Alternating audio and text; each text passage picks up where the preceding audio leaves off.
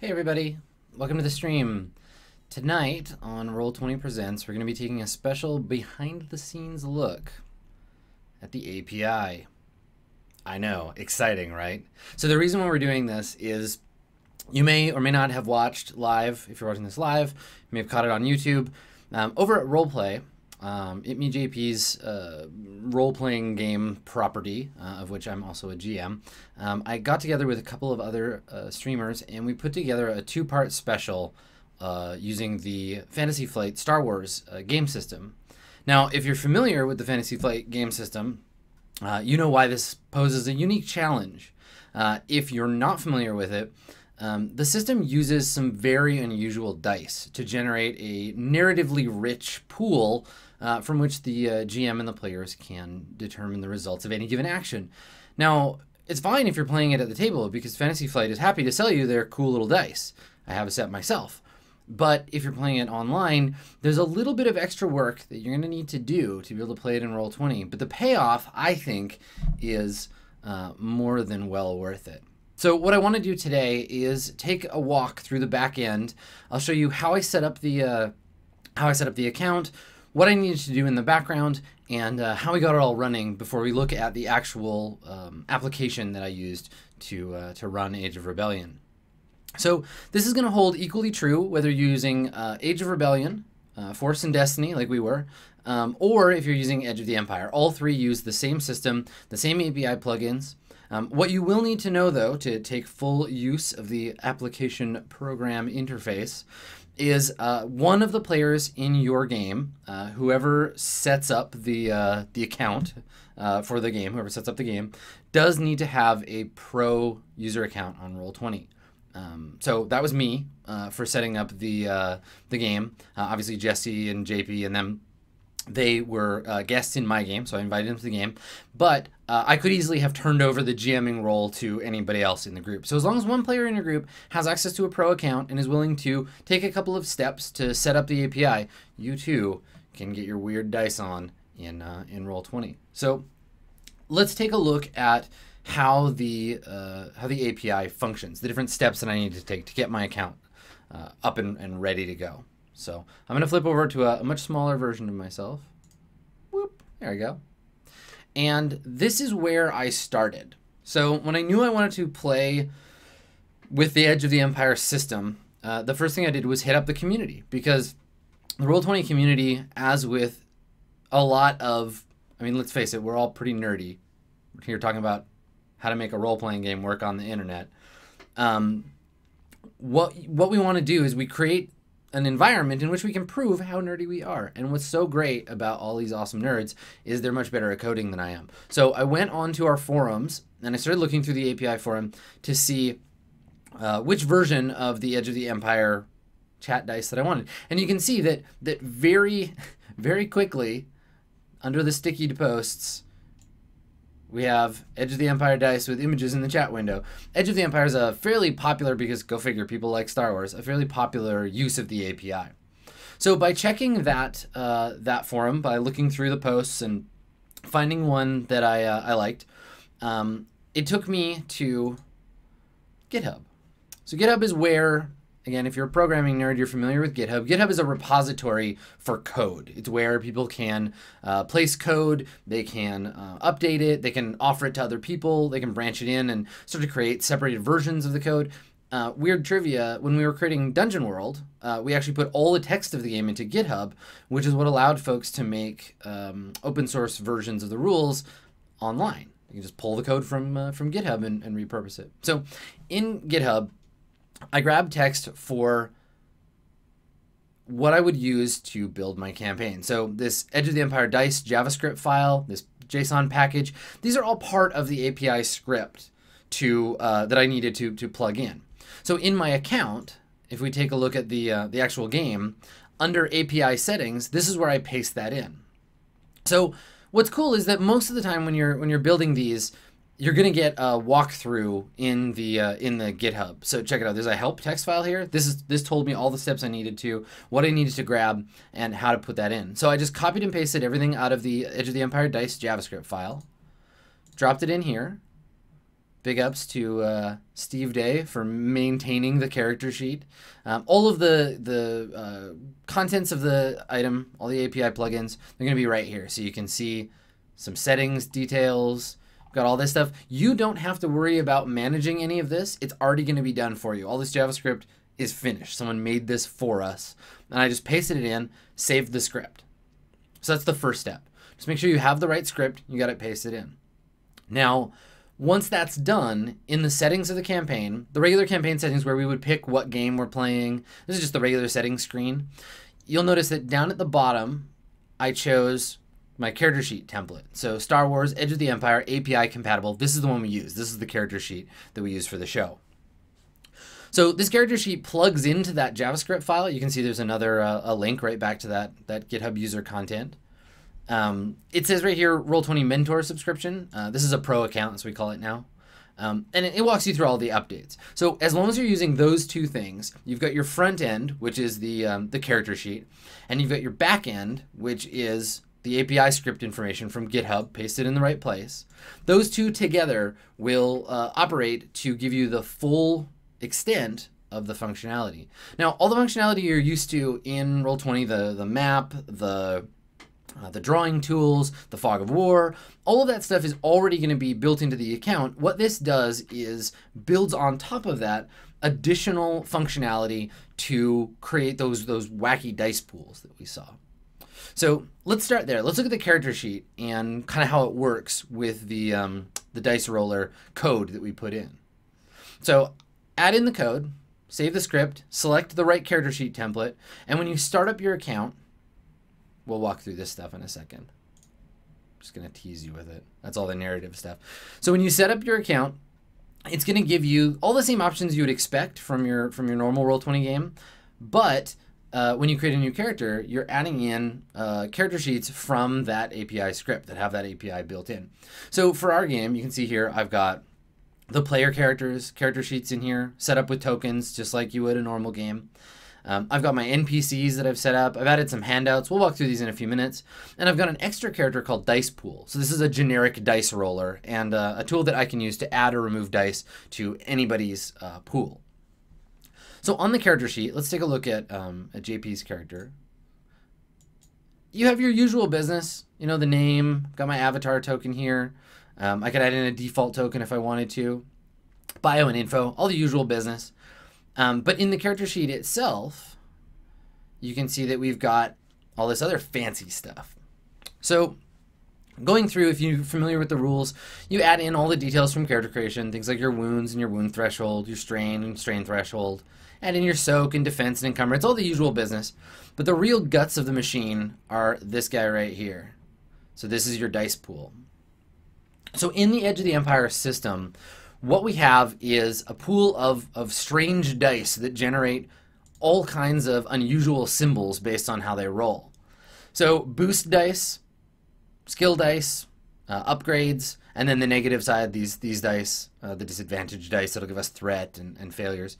And we assemble all those dice, make the roll, and the positive and negatives cancel each other out, and whatever's left, that's our result. So you can see over here, you know, the right results from Shorty and from Aya. You can see where they've added the dice, and the API is what's generating these images for us.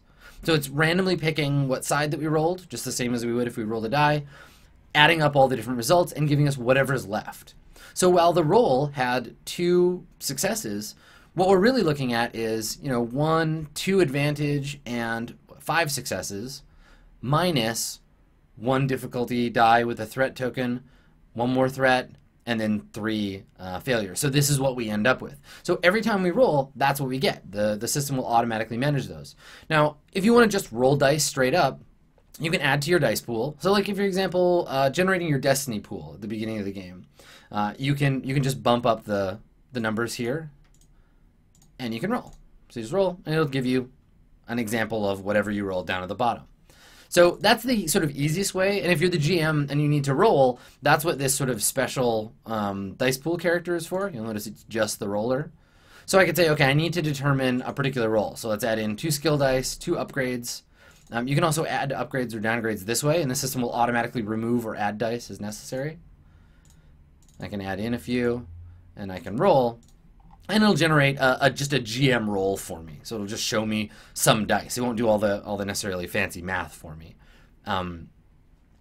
But what I normally want to do for players, and this is why I think that I was less daunted by the idea of playing such a different game with the players for this Age of Rebellion game. The systems sheets, the API sheets, give us so much to work with in terms of helping with the rules. So yeah, you could just do the whole game with these dice pools and a character sheet with pencil and paper. But what you can do is if you scroll down a little ways and switch over to skills, you can see here that we've actually got roles for everything in the system.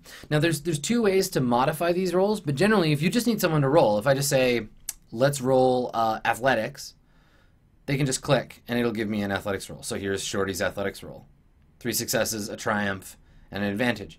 Now if I need to add difficulty to that, you have 2 choices. You might have noticed in the session I started off by telling the players what dice to add. To do that, that would be here in this dice field. 2P, 1B, 1 black. And then when you roll, it adds, you can see it's added the negative dice for me. So you can manually add those dice by putting them in. There's a little healthy tooltip here. Look how good that tooltip is. The tooltips in this character sheet are so useful.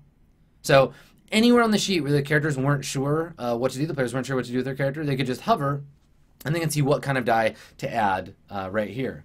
Now, that's the easiest way if the players are familiar with the system or are willing to tell them what to add. Now, I only had 8 hours to tell an entire Star Wars story. And as you might imagine, that's pretty tricky. So instead of having to tell the player every time what to add, you'll notice that if you watch the show, I was saying, okay, hold on a second. Okay, now you're ready to roll. Go ahead. And what I was doing was, instead of adding individual results here, in the dice roller, I added in the difficulty myself. So you'll notice these are in the pool already. Then if I click athletics, you can see the difference. So it's added these dice for me. So that's what I was doing to kind of keep the game rolling forward at an expedient pace. But you could tell your players, if you've got a little more time to breathe and let them learn the rules a little better, you can tell them what dice to add. And they'll be able to add their own boost dice or ability or proficiency dice as they go. But for us, the easiest thing to do was just to add in the pool on my own.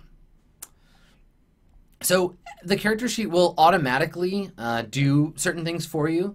So you'll notice all of this is filled in with the green ability dice.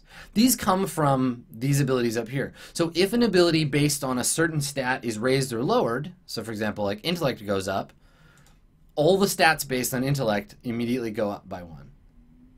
So that'll add to the pools, that'll do all that modification for you. Again, really taking the load off of having to do this yourself. You're saving yourself a lot of math. One other thing that you can do is you can add ranks of skills. So you'll notice some of these have proficiency dice and some have ability dice. I can add additional ranks just by clicking the button. And again, it'll modify the pool. This is the great thing about the API is that, yes, there are complicated, weird dice, but the math still holds true. It does some pretty crazy stuff. So now all we have to do is just tell the sheet, okay, what do we want to do? Another great place where the tooltips I think really helped in the show was if someone had a skill, you could see Jesse do it a couple of times. If you have a skill and you want to use it but you're not really sure what it's for, you can hover the tooltip and check this out. This is bananas. So athletics. All right, cool. I'm a role player. I know what athletics does. This is what it does specifically for this game. This is what page it's on. It uses Edge of the Empire as its default page condition, I think. It tells you all the different skills. Now you'll notice when I hover the tooltip, it gives me all the symbols next to it. All right, so I got a success on my athletics die. What does it do? I got an advantage. What does that do? Triumph, threat, despair.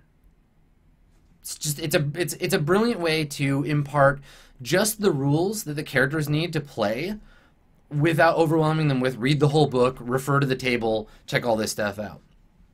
So really cool. Lots of options here for being able to get additional information for each skill without ever having to refer to the book. Obviously, the book is nice to have and teaches you the actual rules of the game, but for reference, and this is what I find slows games down the most, when people are like, oh wait, okay, I got 2 successes and an advantage. What do those do again in combat? No wait, we're not in combat, we're negotiating, so, okay. Yeah, so 5% profit and unrelated boons or successes. So, you know, it really helps you kind of expand a complex system on the table side, but reduces the amount of frustration for the GM. Because if you've seen me GM, if you heard me talk about GMing before, you know that one of my main frustrations is I'm the only one that knows the rules, and I have to tell the players everything to do, and I have to look everything up myself. Can you imagine how much easier this would be to play complicated games if you could just say, okay, just hover the tooltip. Just like you're playing World of Warcraft. Hover the tooltip, and the game will tell you what to play. So again, all of this is the hard work of fans of this system using the API to really leverage Roll20's heavy lifting, right? So this is a cool way that we can do that. Again, part of what made it possible for me to play this particular Star Wars game was all of this extra effort that got put in. So character sheet creators, I salute you most heartily. So obviously really helpful there.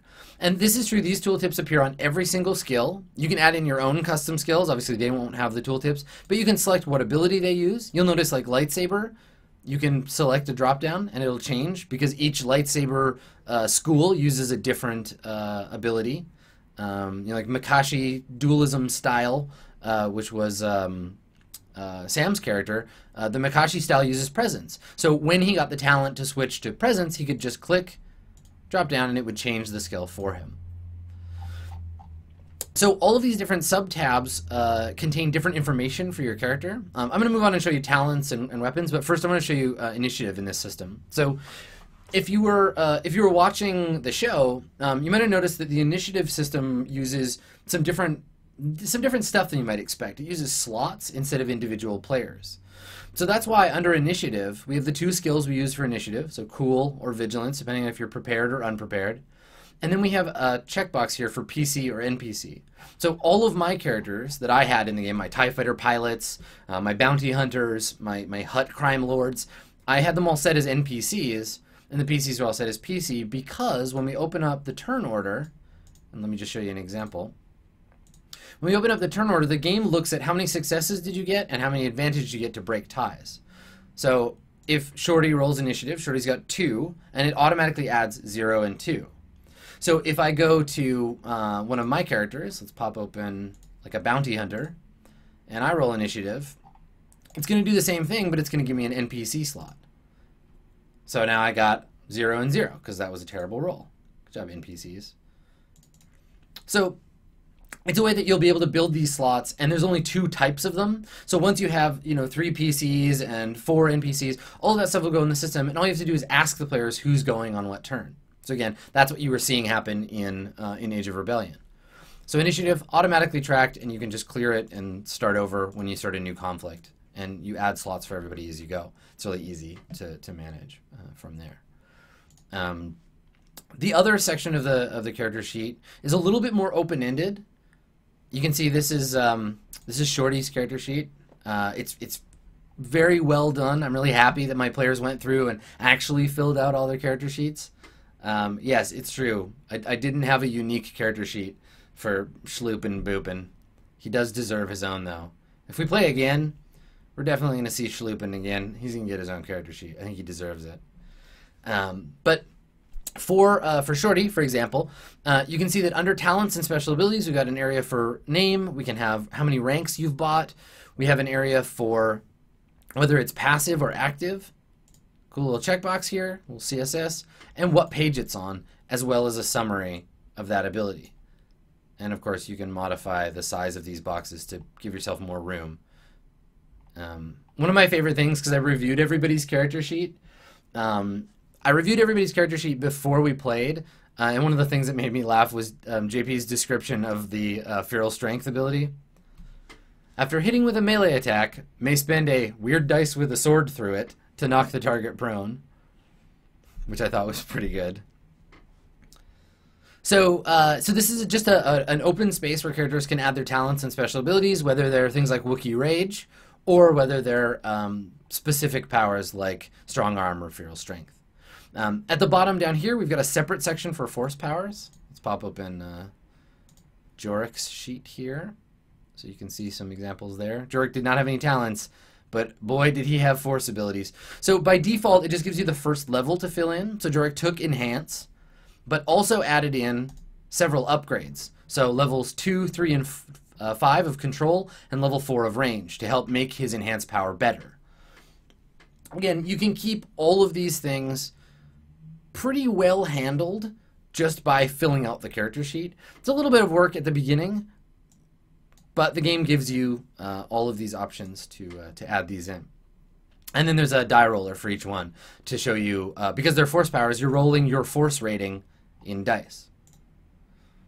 It'll also automatically roll whatever else is in the pool, so if you forget to clear the pool, which I did several times, something to keep in mind.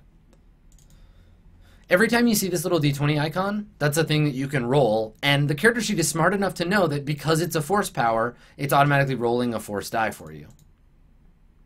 To give you your results. See? Force power enhance. The other cool place where you're going to see that die is in the weapons and gear section. So I'm actually going to use Aya's character sheet to show you an example of this. So Island Rar had, by the end of the game, a regular pistol and a disruptor pistol. And she stored that information under the weapons section so that she could keep them separate.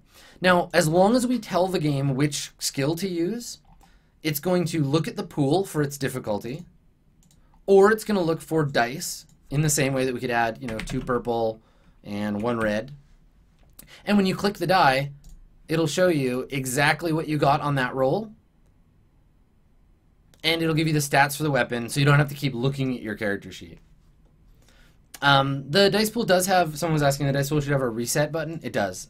So if you added a bunch of dice, this little guy right here will clear it for you. Click once to clear the left side, click again to clear that side. But, when you're under the pressure of having several thousand people watch you play a game and you need to keep the game moving, if you're like me, you're going to forget. So, keep an eye on that. So you can keep your different weapons here. It'll store it and show you all the information so that you know right away, oh, I got a couple of advantage. I can spend it on whatever my special condition is. Stuff like that. So you can have as many weapons as you need. You can add attachments to your weapons. So if you have a light blaster pistol that happens also to have a scope, because if you've played this game and you read the books, you know that the weapons and the ships all have customization options. This is one thing that I really like about Age of Empire and these systems is that, yes, you might have a stock YT 1300 freighter, but someday you're going to have the Millennium Falcon. So you want to be able to add attachments, change how you operate the ship. You want to have a special blaster that's your own that you've worked on. It makes playing a mechanic type character a lot more fun. So we store all the attachments just like we did with force powers under view attachments. Again, all automated. All this stuff goes right back into the sheet. Yeah, Age of Empire, exactly. Age of Rebellion, Edge of the Empire, or Force and Destiny. So all that goes here, and then you got fields for your regular gear log. Obviously, armor. If you're taking armor, you're going to want to put it under soak and defense if it gives you any defense. So the last tab, obviously in the character sheet, is just like spare area for notes. Whether your players use that or not is entirely up to them. Now, one other cool thing before we get into the actual setup of the account. So this is all just character stuff. One other cool thing I wanted to show you is. For Aya particularly, in the first session, I gave her a Lambda class shuttle. In the second session, she had access to an X-Wing. And I wanted to be able to, rather than just tell her every time, to be like, okay, cool, well, here's the stats for the weapon, here's this, here's that. Every character has a vehicle sheet built in as well. So the vehicle sheet is essentially just a character sheet for your vehicle. So whether you're in charge of the vehicle for everybody or you have your own specific vehicle, like you have your own X-Wing, you can keep track of it right here just like you would a character, and it has all of the same capacity as a character does. It's got this cool little shield diagram. You have the ability to move your shields around as you need to. It's got all the stats, the same way the character sheet does. And then down here you have crew roles. So if you're all flying a big ship, this way you can say, Han Solo, roll pilot. What dice does Han roll? when he's rolling certain skills. So if Han uses basically the same pool, we could say 3G and 2Y. This is his default dice pool that he uses. Does he have any special conditions? And what skill does Han use to fly? So piloting Planetary. So this is for one person who happens to be in charge of the main vessel. But if you have your own, you probably don't need to include this. So you can just add or remove additional crew to your ship. And then underneath you have weapons. And if the weapons are being fired by certain people, you could put, Shorty usually fires the mounted medium laser cannon. I was really impressed that we have the little fire arc pie. So if you fire in 1 arc or 3 arcs or all of them, you just click that to fill in the pool. Put in your crit, put in your damage, same thing. And now you can just roll the same way you would any other weapon. Now, I didn't put in what character it was, so it threw me an error. But you can put your own character in here, and it'll allow you to throw those dice. So you can match in as many weapons as the ship has. So really cool options for, again, making this stuff easier. I've played this game both at the table. I played a 8 or 10 session game at the table, and I played it 2 fairly intense focused games on Roll20 with people who'd never played before. And honestly, the API made that version of the game run smoother for me. I'm terrible at math. I'm terrible at keeping numbers and stuff in my head. So the more I can put into a computer to do for me, the better. So character sheets, obviously a huge part. I would argue probably the biggest part of running the game smoothly. So the prep work that I did for the character sheets was obviously assign these characters to the players, walk them through character creation, and let them fill out the details. What I did for myself was go in and do the same thing. I added some basic character sheet stuff for the TIE Fighter pilot, for the Stormtroopers, and for the Bounty Hunters, just so I had those stats on hand. One tricky thing about this game, about the Fantasy Flight Star Wars games, there's no PDF. There's no PDF of these books. So you either have to reference a physical copy, and these books, I'm gonna grab my copy. Check this out. So this is Force and Destiny. It's not a small book. It takes up quite a lot of space and requires a great deal of heft. They're beautiful books, but there's a lot to work with here, and there's no way that all 4 of my players are going to buy an $80 hardcover. If you're in Canada, I don't know how much it is in America. But they're not going to buy an $80 hardcover just to play an 8-hour session. Right? It's $10 an hour. So putting in this information, using the character sheets, using the dice roller, making all that as automated as possible means that the players can actually engage with the mechanics in a way that doesn't take all of the GM's attention. Because I find that that's a big slowdown effect for really any game. So you can see how the API kind of helped us in that regard. I did actually add, because this game is incredibly well community supported, if you go online and you look up Edge of the Empire rules handouts, there's all kinds of cool stuff. So I made some handouts for the players. I grabbed this combat reference. So it shows them all the things they can spend their abilities on, all the maneuvers they can make in combat. I added in one of these guys to show all the different actions you can take in Starship combat. This is how Jesse knew to slice the enemy's system. So to disrupt the enemy computer system. These kinds of handouts I find more and more as I play, whether you're snipping them from a PDF or you're downloading them from fan sites on the internet, they're so useful. And they're so easy to add. You can just click Add Handout, drop a file in here, and you're good to go. And it gives you a space where you can say to players, just click on the combat reference. Now in combat, without interrupting, without having to flip through a book, they have access to this information. So I did that for the players, but because I knew I was going to need a lot more significant rules referencing, you can find it under rules handouts. I added 9 separate rules handouts, all detailing things from building a dice pool all the way up to critical injuries tables. So this is what I referred to when Aya took her critical hit. So these kinds of things, again, like you can really enrich your setup of your game by just adding in handouts. Like that alone takes you from the kind of 101 level into a more smoothly processing game by putting those rules at your fingertips and giving the players the ability to pop them out and use them at their leisure. So we're essentially sharing these items, but they're available right in the handouts section. So handouts, good for speeding up the game. So all of that stuff is under the journal tab. So NPCs, PCs, different handouts all live in the journal tab. There was some other work that I did to prep for the game, and I want to show you that in our various screens. So when I was playing, most of you are probably familiar with this screen because this is what we saw the most of when we were playing in the sort of Roll20 environment.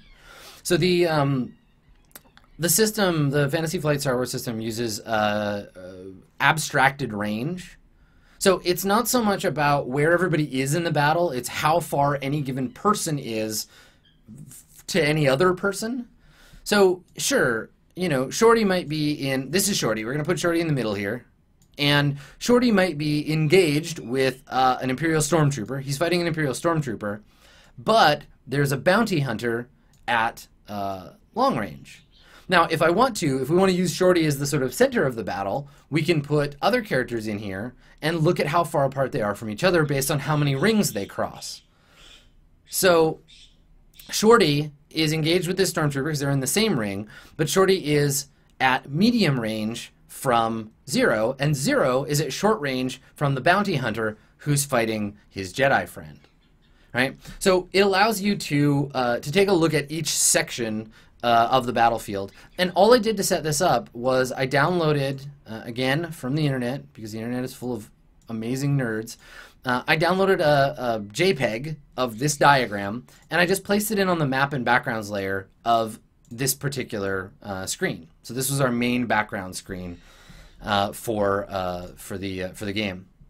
I added in some tokens from a piece of fan art that someone made of each character. You can see this sexy pictures of everybody. And I added these in as tokens. I just made circular cuts of them from a larger document. Added them in as tokens, so this way I can just drop them in different places. We can move them around as they go. Really simple. And then to make generic tokens. Now you can, if you want to, we were sensitive to copyright issues, so I didn't want to go whole hog and be like, you see this TIE fighter and these Lambda shuttles and whatever. So I made a couple of little tokens, one to represent sort of scum and villainy, this is the Hunter's Mark, and one with the Imperial logo, so that I could just copy and paste them. And then this way I could put who they represent, so Stormtroopers, and I can add in, just like I would, you've seen me do this on Old School Adventures a bunch of times, show nameplates for those kinds of things. I can also add in how many of them there are if I'm using the minion rules, so this is their total pool. And then I can copy them just to show if they're at different ranges. And so I use generic tokens for these. They work exactly like the regular tokens. Nothing Star Warsy or API special about those. You can, as usual, like if you go to the token, if you want, you can have them represent a certain character. And then we could say, okay, let's have bar 1, or the red bar, represent wounds. So we can go in and find wounds in here. I'm not sure what the attribute is called, but we weren't really using the tokens that much. So you can find the name of the thing you want to track and put it in, just like you would. Now, again, don't be surprised that they're a little bigger than you might expect, because with the API there are a lot more fields. You can notice there's a lot of fields here. So you can use them, but it might take a little extra looking because the character sheet is so much more complicated. But it works the same way. So what I would suggest for this one, based on my experience of the game, is have one set up to track wound threshold and one to set up strain. And then as the players receive that damage, you can add and modify it here. So you'll be able to see how they're doing. And you can use the bars the same way you would for a regular token. So token stuff there. I had a rebel symbol to represent the vehicle when they were all together because they were acting on their own initiative, but they were in their own range, in one range. And then the last token that I used, and actually I was thinking about this last night while I was getting ready for this stream. I would actually do this a little bit differently than the way that I did before. So check this out. These are the Destiny points that I used. I have a little Sith Empire and a little Old Republic item here. So these, they're just tokens. You can see they act just like regular tokens. And what I was doing was I was copying and pasting them, right? So, you know, adding these in, copy, paste, etc. So that when one got spent, I just deleted one and copied the other.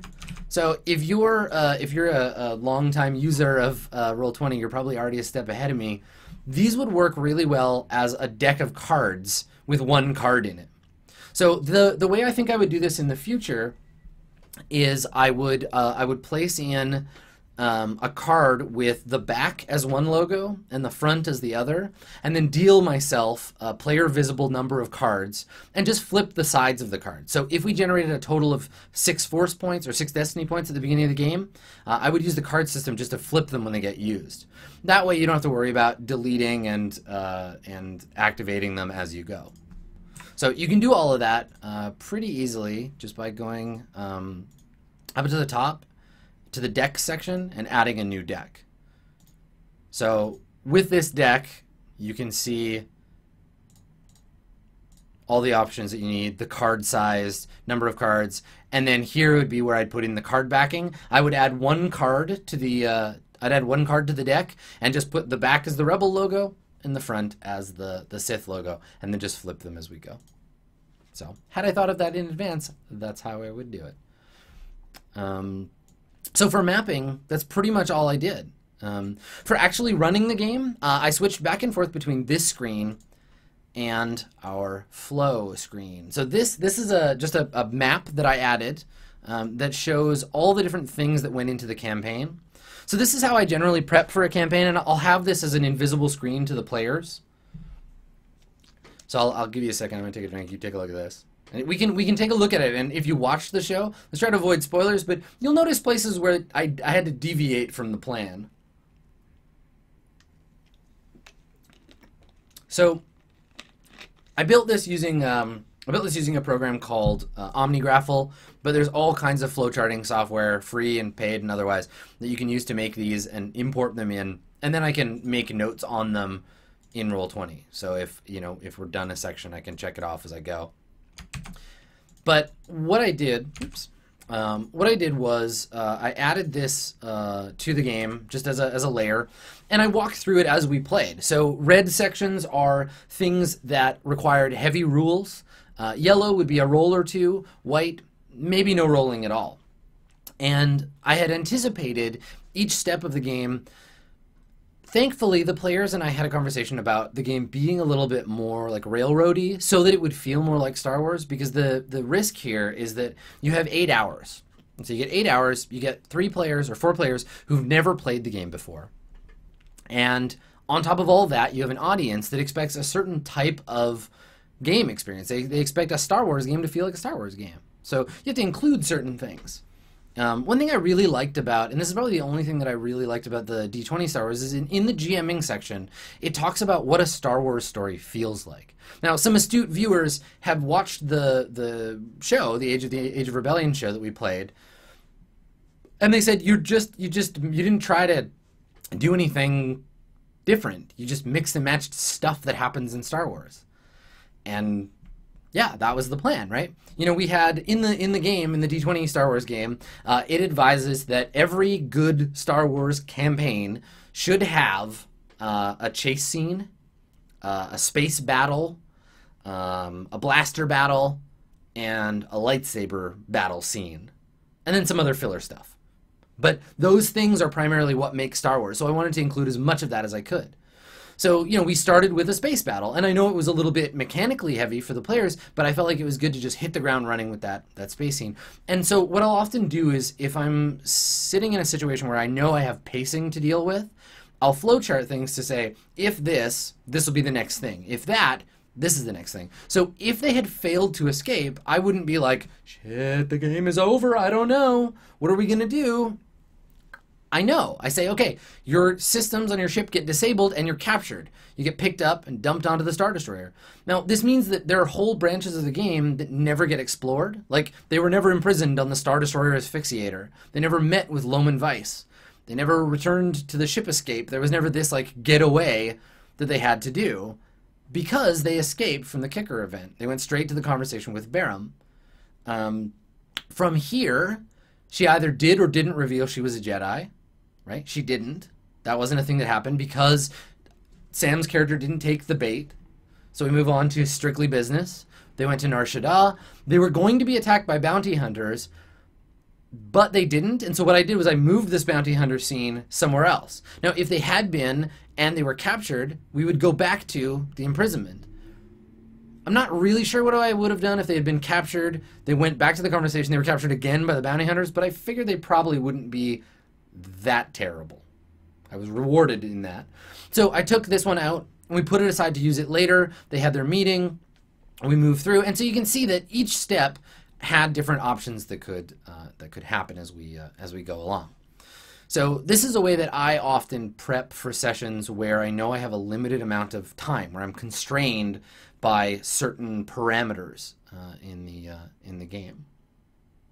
So once I had this in place, I knew the kinds of NPCs that I would need, right? I would need some stormtroopers, I would need a crime lord, I'd need some bounty hunters, I would need some TIE fighters, I would need to learn all of these different parts of the system. And that's what informed my selection of tokens, that informed my rules handouts. It made me know kind of at least what I would run into as we moved along in the game. Now, had I the time between sessions, I would have come back and readjusted this and moved some things around. But this is what I had before we went into the actual game. You'll notice I have a few editorial notes, like, for example, surprise, it's Sith bullshit. And these kinds of things usually only get made for things that are one-shots. So the Dungeon World game that I made a very brief one of these. So the one we played with Austin and Colin and Jess. The Mouse Guard game, I made one of these flowcharts for. And larger games like Swan Song or Mirror Shades, I almost never do this, because for those games they're a little bit more organic. They have space to breathe, where the Star Wars game didn't. So in my experience, the best way to prep for a kind of session like this is to create a framework for your game using a map or a flowchart or whatever you want to build, and then letting that inform all the rest of your prep, and then be ready to improvise. And hope, like me, that you're blessed with players who are able to improvise with you. I was really happy to play with Jesse for the first time, for example, because as I've mentioned on social media, he did a fantastic job of just jumping in. We would never have Borgoth Slockchalk and his friends if it weren't for Jesse's willingness to improvise. So building, I mean, if you look at it, a lot of the way that I GM is built into Dungeon World, and if you look at it as a Dungeon World GM principle, it's about building things but leaving space. Right? It's like draw maps but leave spaces. It's imagine the universe but give your players room to live in, to make up their slockchalks and their schloopin boopins, because you want to be entertained too, right? The Jessies and the Caitlins of the world provide a lot of very amusing content if you just kind of back up and let them have a run at that stuff. So yeah.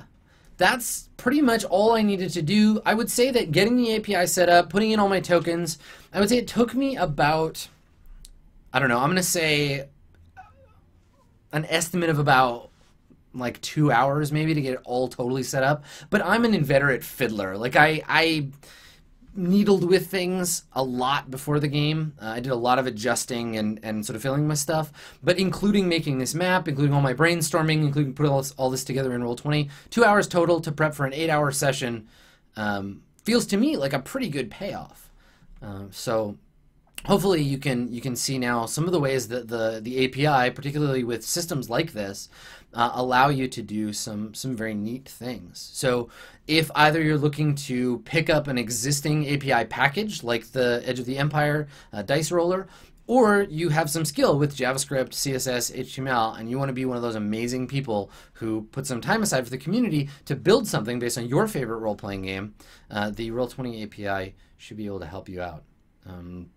You can take a look at all the work that that other folks have done. You can take a look at questions people have about the API. Just visit the API forum on Roll20, and you can see all the cool scripts and stuff that people have done. Now, they're not all just for complicated systems or whole systems either. They're really cool for extra stuff. So like, for example, NPC and spell importing for 5th edition.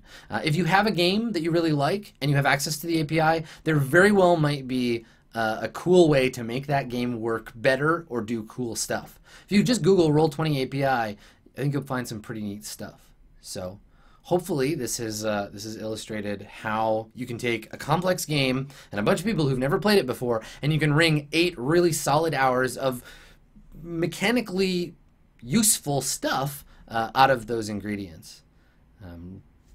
I'm Roll20's GM in residence, Adam Koebel. You can find me on Twitter at SkinnyGhost if you want to follow up with any questions about the API. You can follow Roll20 at Roll20app on Twitter as well, right here on Twitch, twitch.tv/Roll20app, where we have 2 weekly shows, and I say this kind of as a cruel false promise because I'm going to be away at GamerX this week, but generally you can check out Old School Adventures at 11 o'clock on Thursdays, 11 a.m. Pacific Thursdays, and on Friday at 5 p.m. Pacific for The Burning Wheel. They're both very cool games, both very different. Check those out. If you haven't seen them before, all of our previous episodes, as well as the entire 10-episode run of Roll20 Presents Apocalypse World, which is a series I hold very near and dear to my heart, you can check that out over at MS Roll20 on YouTube, where we post all of our videos, including this one, in case you missed it. So go and throw a subscription over there. You'll get notified every time there's new content. And like I said, thank you so much for coming. I know that behind-the-scenes stuff for, tabletop role-playing isn't everybody's cup of tea, but I see a good number of you who've joined me today to check it out. So hopefully you'll be able to improve your own campaigns with the Roll20 API next time around. Thank you so much for coming, and we will see you on the flip side.